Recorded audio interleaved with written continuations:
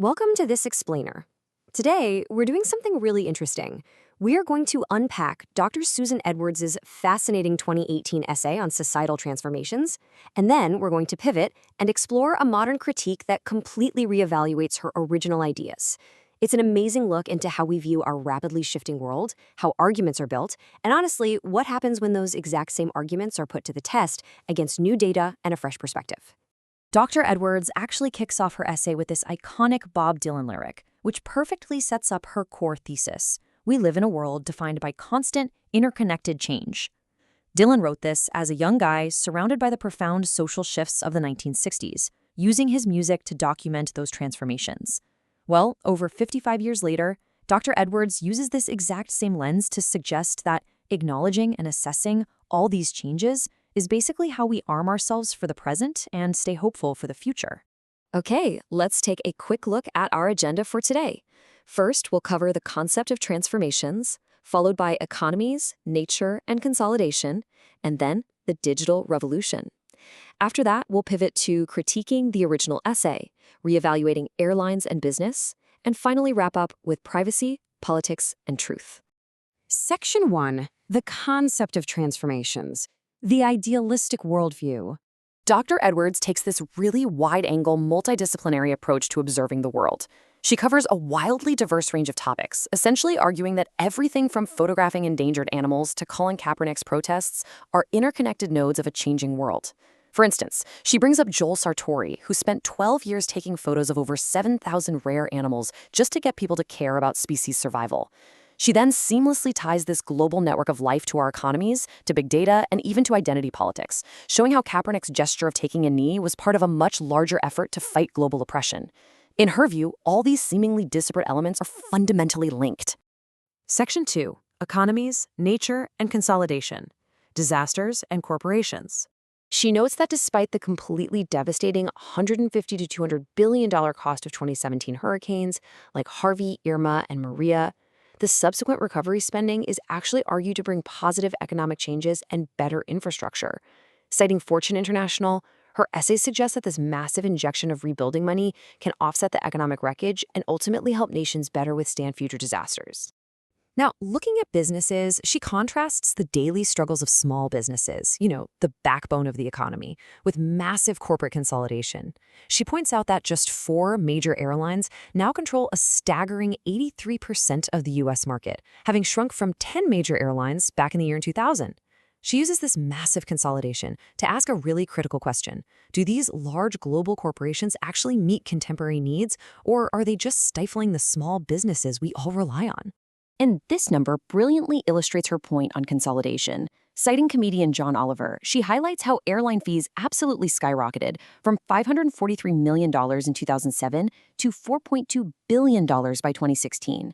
In her original worldview, this huge spike in fees for things like luggage and extra legroom is a direct negative consequence of those few massive corporations gaining way too much control over the market. Section 3. The digital revolution, data and vulnerability. Dr. Edwards points out that big data is a classic double-edged sword. She contrasts the incredible, life-saving potential of open medical data sharing against the terrifying vulnerabilities of getting hacked.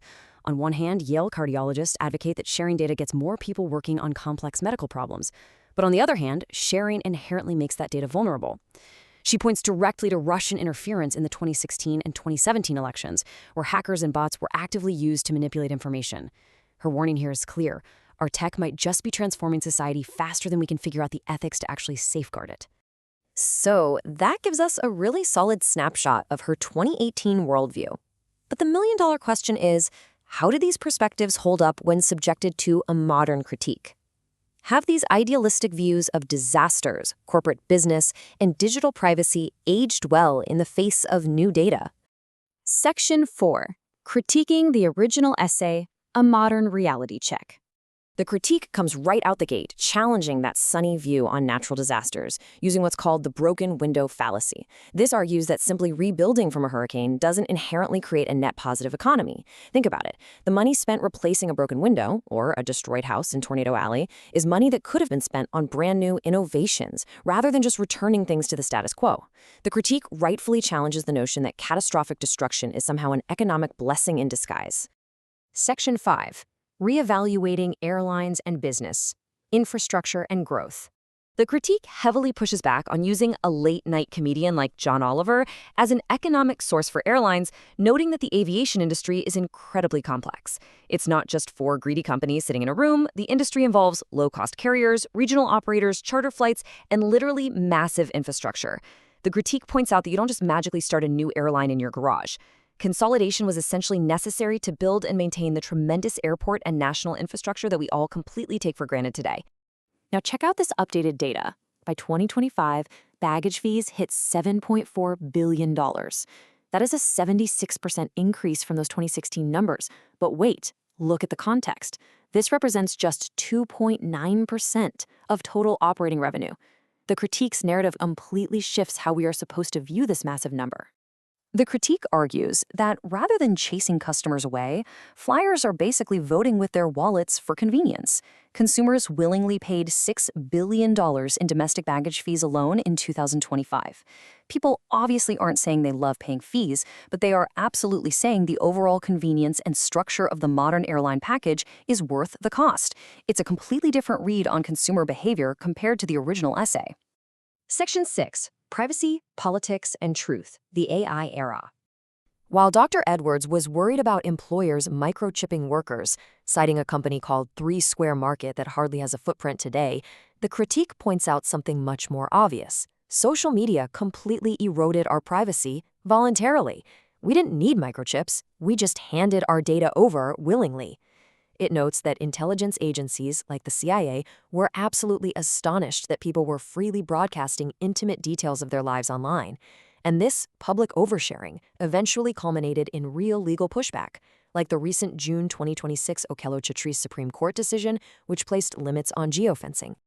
Responding to the essay's concerns about whether democracy can survive, the critique steps in to neutrally clarify that the U.S. functions specifically as a constitutional republic. The author contrasts this with a pure democracy, which they argue risks becoming mob rule without protections for minority rights. In this view, democracy is merely the catalyst used for making decisions, but it's the co-equal branches of our constitutional republic that actually codify and repeal the laws. We are obviously living in a post-2020 landscape. The critique notes the original essay was written before major global shifts, like the Russia-Ukraine war and the massive explosion of artificial intelligence. The landscape of information warfare has entirely changed. To emphasize this, the author quotes the ancient strategist Sun Tzu, who warned that all war begins with deception. And in our modern era, deception is faster, cheaper, and frankly more convincing than ever before. Which leaves us with one seriously profound final thought to ponder. In a world fundamentally transformed by AI and media manipulation, how do we navigate and trust the information we consume? If we live in a wag-the-dog reality where seeing is literally no longer believing, are we equipped to assess the truth? It's an incredible question that takes Dr. Edwards' original theme of acknowledging transformation and places it right at the frontier of our digital future. I hope this explainer gave you a really fresh perspective on how we analyze the world around us. Keep questioning, keep learning, and I'll catch you in the next one.